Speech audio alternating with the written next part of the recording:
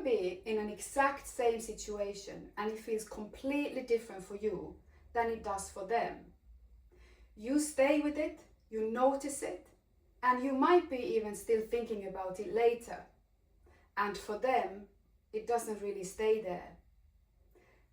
And this is where a lot of the confusion starts.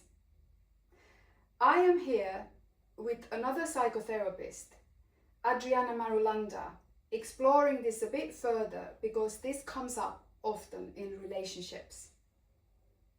So Adriana, what's happening in these situations when same moment can feel so different to two people?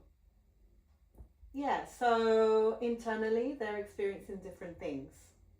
One person is connecting to something more meaningful, whereas the other one is connecting to something small, but then they move on. Yes, exactly. So one person is responding what it meant to them, and then the other one is just responding on the surface, right? Yeah. So the same situation can feel very different to both of them. Different experiences. So one person feels much stronger, and then the other? So not exactly, it's they register it differently. So it doesn't mean that one person feels more and the other feels less. It's just they attach a different meaning to that experience. And that's where the difference starts. One holds on to it, whereas the other moves on quickly. So does that mean that to someone, small things can feel like a big thing? Exactly. Because it's not just the moment itself, it's what it represents to that person. So something small on the surface can feel really significant internally for that person. So a message, a tone, it can carry a lot of meaning for the other, right? But then just it doesn't land that way to the other. Exactly. So what do you think?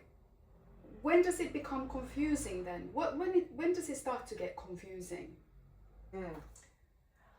Because what you feel isn't being reflected back. So you're left holding on to something that felt real to you, but there's nothing there confirming it. So basically you're trying to make sense of it, even though you felt it wasn't right. Exactly. And if the other person isn't there holding it the same way, there's nothing there to confirm it. So Adriana, what happens then? So people either explain to get clarity or they start pulling back. So neither resolves anything. Exactly. Neither one of them resolves it. No.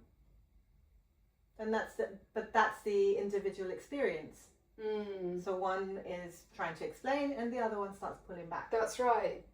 And it's not really what's being said, but it's more like how it was felt and experienced. Yeah. So it's not always about what happened.